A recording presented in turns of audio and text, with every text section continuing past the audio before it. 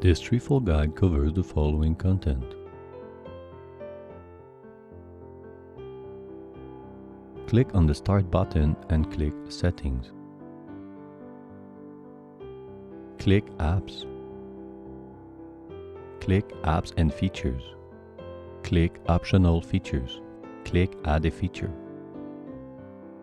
Search for OpenSSH.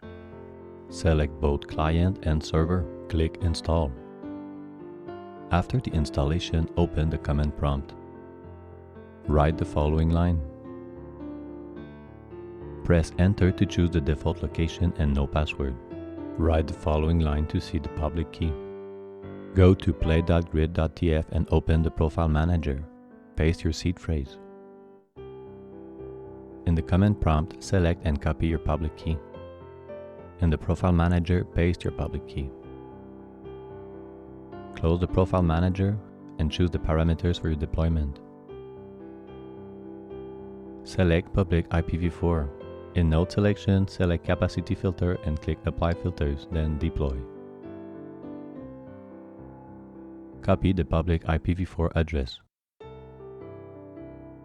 In the command prompt, write the following line with the proper IPv4 address.